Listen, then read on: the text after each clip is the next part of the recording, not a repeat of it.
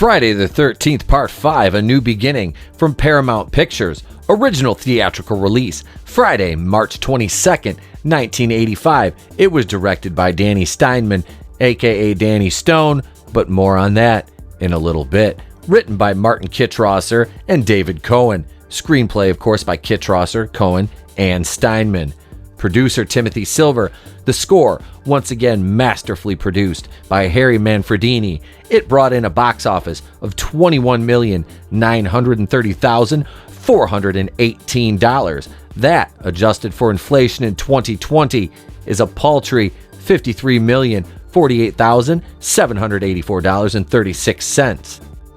Corey Feldman wasn't available for the movie due to his career taking off post Part 4, the final chapter, so he was only featured in the beginning sequence of the film. Thusly, John Shepard, who was uncredited for his writing on the film, replaced Feldman as the older Tommy Jarvis. Director Danny Steinman, aka Danny Stone, I said I would come back to him, and I will. He broke into directing and writing in his 1973 hardcore porn High Rise. This would show through certain aspects of a certain scene in the movie, which he actually talked about in the special features. Now, it might sound weird saying spoiler alert on a 35-year-old movie, but spoiler alert, Jason is not the killer in this movie. Again. I know, right? You're thinking that how can a film series that features a masked serial killer with supernatural vibes not be featured in 2 out of the first 5 movies in a 10-film series? I'll concede the first entry having Jason's mother, Pamela Voorhees, as the killer is acceptable because it was honestly very well done and kept you guessing until Betsy Palmer shows up as Pamela in the third act of the film. Whereas, in A New Beginning, the movie pretty much tells you that Roy the paramedic is the killer and that he has a connection to Joey, and upon seeing his body, it flipped a mental switch in him, thusly driving him to the point of a murderous rampage that racked up the highest kill count in the series. The writers almost go out of their way in this movie to make you not care about any of the characters. There is literally nothing redeeming about any of them outside of Reggie and Tommy, because they're completely one-dimensional outside of those two. When did Tommy become a ripped fighting machine? Was that a microcosm of his traumatic experience in Part 4? Because he beats down Junior and Eddie very handily.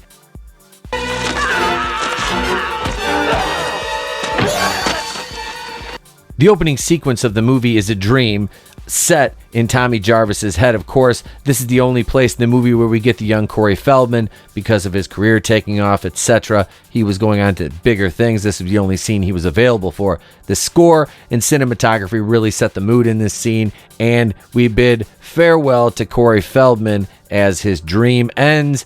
We wake up, we have John Shepard, the older Tommy Jarvis. We see Jarvis arriving at the Pinehurst Youth Development Center. After being institutionalized following the events of the final chapter, Part 4, Tommy is greeted by Pam Roberts, who is the assistant to Matt Letter, who runs Pinehurst. Tommy is getting settled in his room when he sees a rubber spider, and we get introduced to Reggie, whose grandfather works at the camp, and Tommy shows him his mask collection. The sheriff brings 2 of the residents of Pinehurst back to Matt, which is Eddie and Tina, because they were caught having sex in the woods on a neighbor's property. This is where we meet Ethel and her son Junior, who are the comic relief. It's funny because she threatens to kill people and says she has a bomb strapped to her in the same sentence. Ah, the 1980s. Then we meet our goofy, chocolate-covered face, Joey Burns, who tries to help with laundry with Violet and Robin, and ends up getting it dirty because, well, he's got chocolate all over his hands because he's the resident fatty go boom boom in the movie. He approaches Victor and asks to help with chopping wood. Tries to offer a candy bar. Vic tells him to leave rather vehemently, sets his candy bar down, Joey does, and Vic chops it in half, and then when Joey kind of gives him an attitude, Vic chops Joey in half, which unknowingly sets off the chain of events that will become Friday the 13th Part 5, A New Beginning. So basically, Joey's an asshole who caused this whole thing to happen by being a crybaby because Vic didn't want to let him cut wood. He was a retard. The sheriff returns to the murder scene, and we find out that Joey was an orphan, and the paramedics Duke and Roy show up and see the body. One of them, Roy, is noticeably disturbed by seeing Joey dead. I wonder if this means anything from a plot. Are you fucking high? Then we join Pete and Vinny, two 50s-style leather-clad characters who look like rejects from the Blue Oyster and Police Academy, but they're conveniently broke down on the side of the road. Vinny is trying to jump the solenoid, and Pete goes in the woods to inexplicably take a shit. Why he walks so far, I will never know. Back at the car, Vinny takes a road flare to the throat. Pete comes back, and Vinny's laying across the engine. Pete makes no attempt to see if he's okay. He's just laying there, tries to start the car. When it starts, his throat is slit from the back seat. We get a flashback replaying the night Tommy killed Jason in his head, and he kind of snaps out of it, but he sees Jason in the mirror, then realizes it's only a hallucination.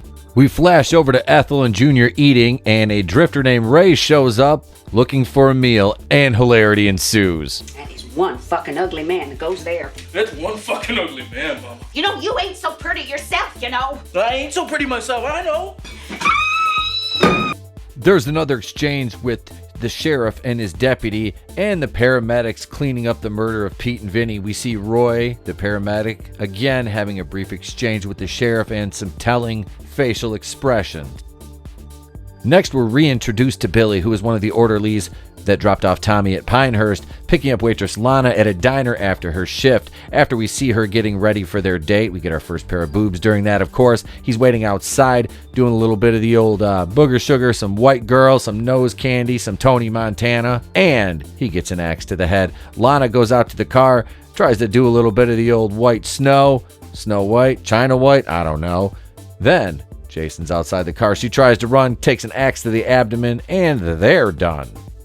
The mayor is at the local police department arguing with Sheriff Tucker about who is committing all the murders, and when the sheriff suggests it's Jason, the mayor loses his shit and they have their argument. Mayor storms off. We don't see him again. Safe to say, maybe he got reelected. Eddie and Tina are in the woods smoking a joint and getting ready to shag when we see them being watched by Raymond, our drifter, who is stabbed in the stomach and killed for his voyeuristic ways. As Tina lays there post-coital, nude for no reason, of course. Director, that porn background, remember we alluded back to that. She opens her eyes to see a pair of pruning shears bearing down on her, and it's an off-screen death for Tina. Eddie returns to find her eyes gouged out, and he's tourniqueted against a tree with a leather belt.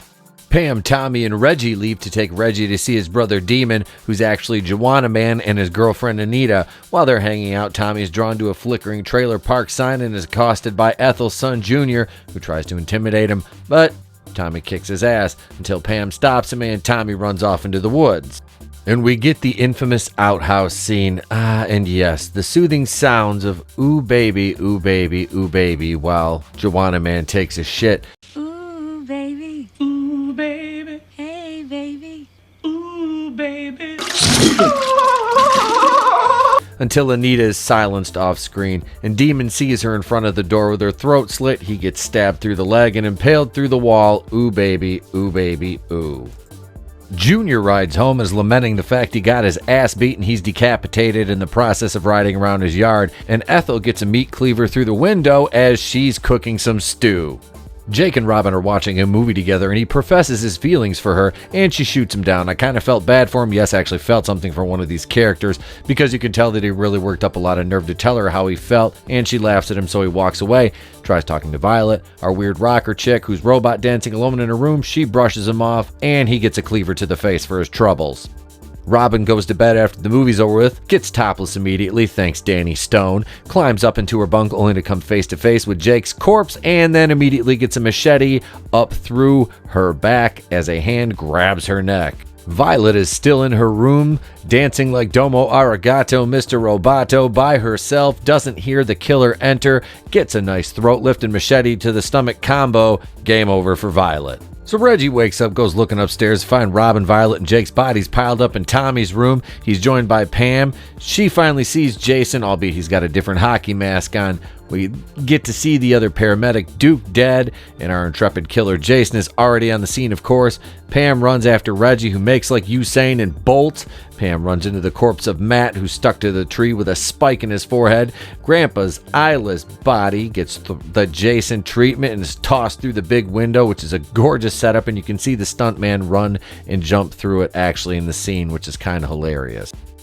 Pam is caught dead to rights. Reggie hits Jason with the bucket of the tractor he's driving. Of course he's not dead, so he chases him into a barn. Pam slashes his shoulder with a chainsaw. And the end of it, of course, Tommy cuts Jason's arm off. He falls off the top of the hayloft onto these spikes, and it's revealed that it's Roy, the EMT. It's me, Austin! Oh, son of a bitch! Sheriff Tucker tells Pam in the hospital that Roy was Joey's father and that he used Jason to cover for his murder spree after seeing his son Joey killed. In a dream sequence, Tommy stabs Pam when she's standing at his bedside. He awakens to a dark room. He's got Jason's mask. Pam walks in after she hears the glass break, the window's broken, and Tommy standing behind her with the mask and a knife. The end. Alright, ladies and gents, now let's go over the Friday the 13th Part 5, A New Beginning, Kill Count recap. Are you ready? Let's do it.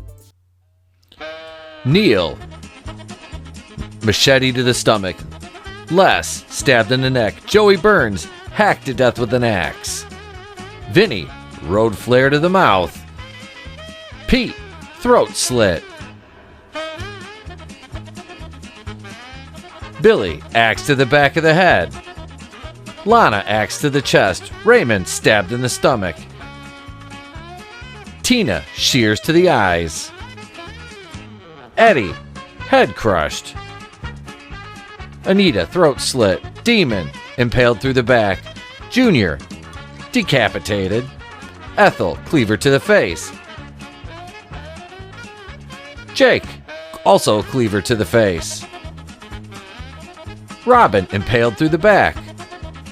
Violet, stabbed in the stomach. Duke, throat slit. Matthew Letter, railroad spike through the head. George, eyes gouged out. And Roy Burns, impaled onto tractor harrow. In case you're wondering, that is a grand total of 21 deaths. Yes, ladies and gents, a new franchise record. And now for my final thoughts. It was a bold move to do another installment that doesn't feature the established antagonist after 3 straight films featuring him. While the swerve of having Roy, the ambulance driver, become the copycat due to the fact he had to clean up the remains of his son that he apparently abandoned before he's old enough to know or recognize his father, but yet Roy inexplicably has a picture of Joey as a full-grown adult in his wallet. The movie goes out of its way in the early stages to show you that Roy is indeed the killer, simply by zoning in on his expressions and reactions to Joey's death, as well as his reaction to something that the sheriff says in passing. So his motivation to go on a killing spree was seeing the murdered body of a son he abandoned and never got to know. There were too many death scenes that were censored because of the MPAA, and it hurts the finished product. But if A New Beginning doesn't satiate your bloodlust, you need to have your head examined by top professionals, because there's 21 deaths in a movie with a 92-minute runtime.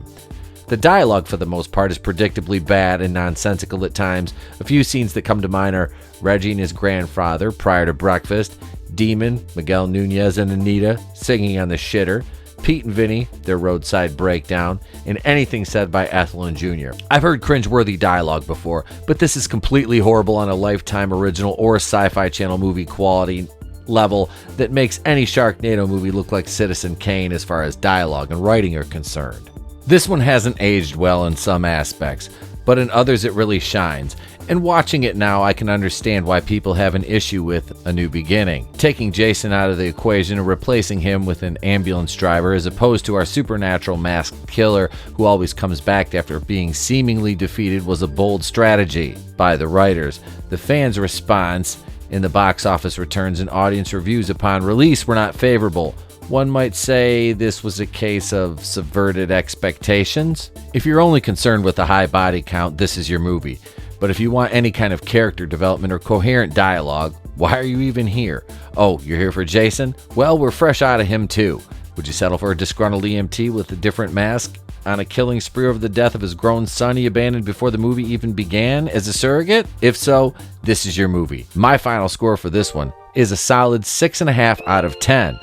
I've grown to appreciate this even more because of the risk it took, going outside the established lore and introducing the copycat killer trope to the franchise. Plus, as I stated before, it has 21 kills, which is a bonus for me as a slasher genre fan, and a huge Friday the 13th fan overall, so I can accept a substitute killer. I just wish that we would have got more movies like this today, because the slasher genre is a lost art in the age of overproduced and overthought horror movies. Well, that's it, ladies and gents. That is my review and discussion about Friday the 13th, Part 5, A New Beginning. If you haven't yet, please let today be the day that you become a subscriber to the channel, and also do me that big favor and bitch slap that like button for me. I really appreciate it. Share the video if you're so inclined. You can follow me on all that information is in the description. I'm Queen of the Place to Be Reviews. I've been here with all of yous. And remember, if I don't see you, have a great day and a pleasant tomorrow.